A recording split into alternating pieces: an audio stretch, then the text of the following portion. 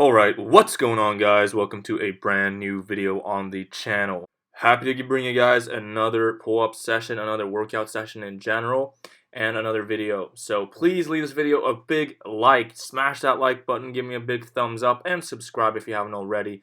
Literally takes 1 second and helps me out tremendously in growing this channel, spreading them around, helping other people see them, helping them with their fitness goals as well as myself, because we're all in this together. So let's get right into it, guys. What we did today was essentially a push day, a pretty standard push day for many people, I would think.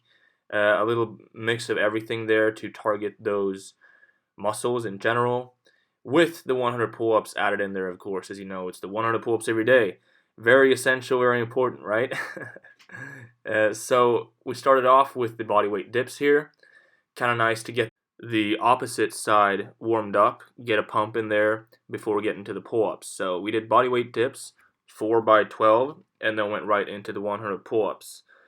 Got a nice little pump there in the chest, shoulders, triceps, going nice and deep as usual. As you guys know, I have a hard time doing heavy sets and high reps with the weighted dips and with the high reps dips in general.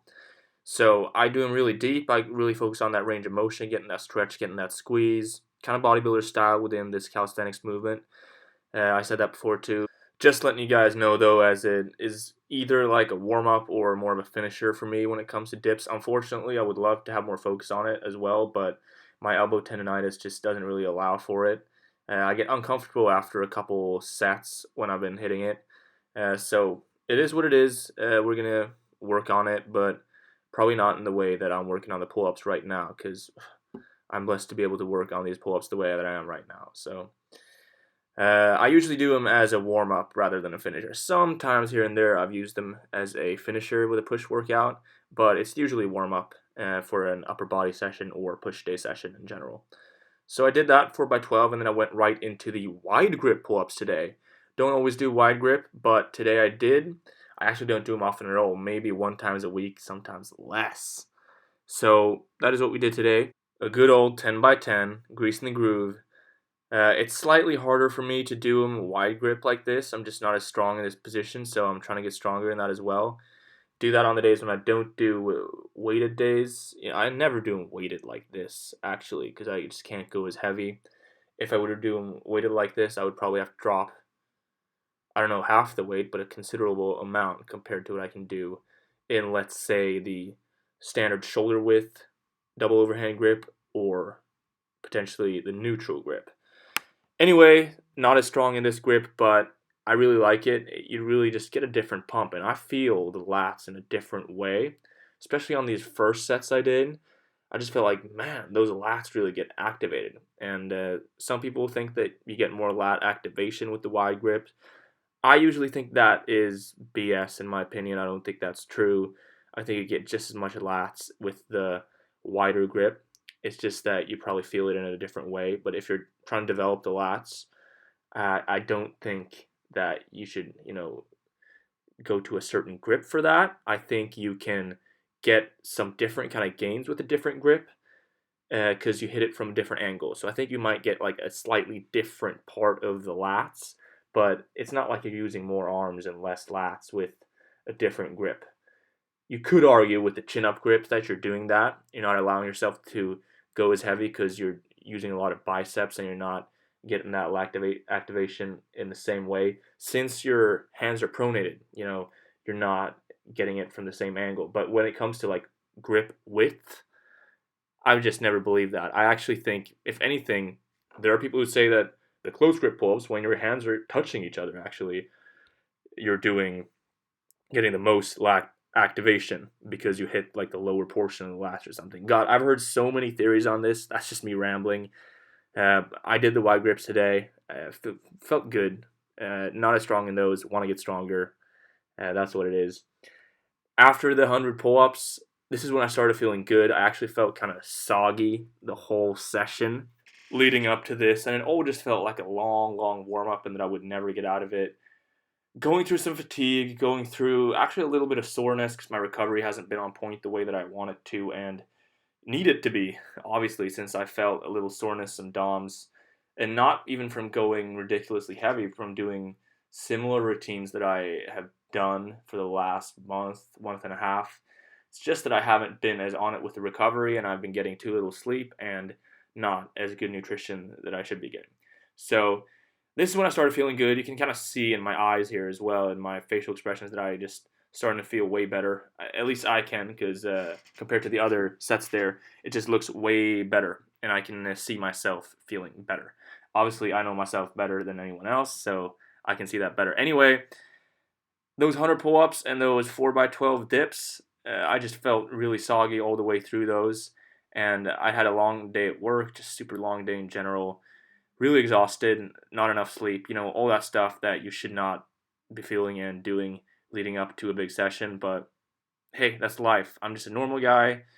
I'm not a professional athlete. I'd not focus on my workouts and training all day and circle my whole day around it, even though that would be amazing in many ways. It really would. That's not reality right now. As of now, that's not what we're doing. I'm a normal guy. I have a normal full-time job, and I'm fitting all this into my daily life. Training is not everything I do. It's something I really love to do, but it's not everything I do. I do a lot of other things than training. This is just like an hour and a half of my day where I just get to say, forget about everything and do your thing, release anything of tension that feels bad, and yeah, you just do facial expressions like that and go through reps that are tough and release all that bad energy, potentially bad vibes that you've been getting throughout the day, throughout the week. The gym is your release. It's where you come to, just get everything out of the way. Therapy initially, that's what therapy is too. I think a lot of people, that's the way I've understood it. Went through the chest presses there. I did 4x12 as well. On the last set there, I went up a little in weight, doing a weight that I usually don't do. Not that I've been super consistent with the chest press though, but I want to be.